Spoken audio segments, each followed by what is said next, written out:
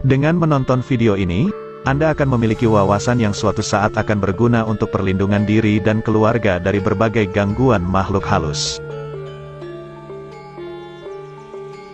Kelemahan setan, jin, dan iblis yang pertama menurut kitab Primbon Jawa kuno, adalah garam krosok atau garam kasar. Garam krosok sejak zaman dahulu dipercaya memiliki kekuatan untuk menangkal dan mengusir makhluk halus. Hal tersebut disebabkan karena garam krosok masih memiliki kandungan energi yang murni yang bersumber dari energi alami lautan. Energi alami lautan memiliki sifat sebagai penetralisir segala sesuatu. Selain itu juga mampu memancarkan gelombang elektromagnetik. Hal inilah yang dapat menangkal kehadiran makhluk halus.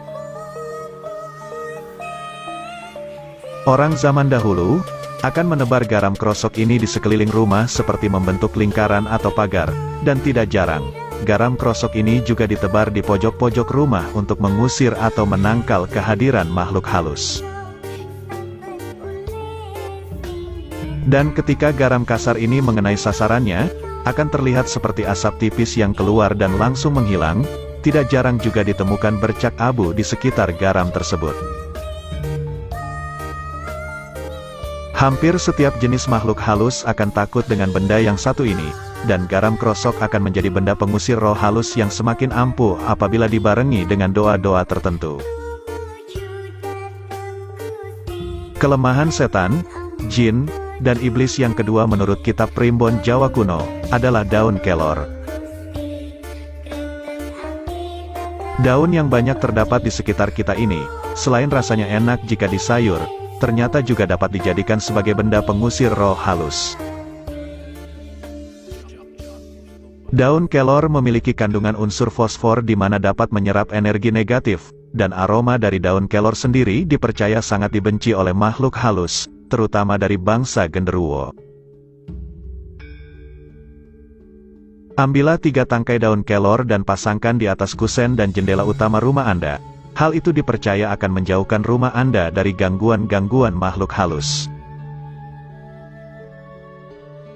Untuk mengusir makhluk halus negatif yang berdiam di salah satu sudut rumah Anda, caranya adalah, ambil 21 tangkai daun kelor, kemudian Anda sabet-sabetkan di sudut rumah tersebut, dan dengan hati yang mantap, yakinlah bahwa dengan syarat seperti itu, makhluk halus itu akan pergi dari rumah Anda.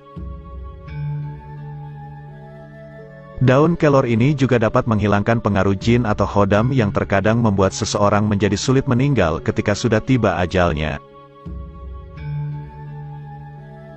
Caranya masih sama dengan yang sebelumnya, yaitu dengan mengambil 21 tangkai daun kelor, dan disabetkan pelan pada tubuh si penderita, maka dengan izin Tuhan semesta alam, orang tersebut akan terlepas dari pengaruh jin atau khodamnya, dan dapat meninggal dengan tenang.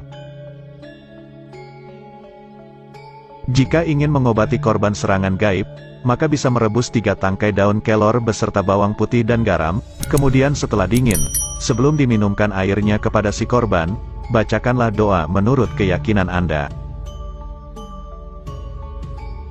Efeknya akan lebih dahsyat lagi jika si korban serangan gaib sebelumnya mandi terlebih dahulu dengan air rendaman daun kelor yang sudah didoakan.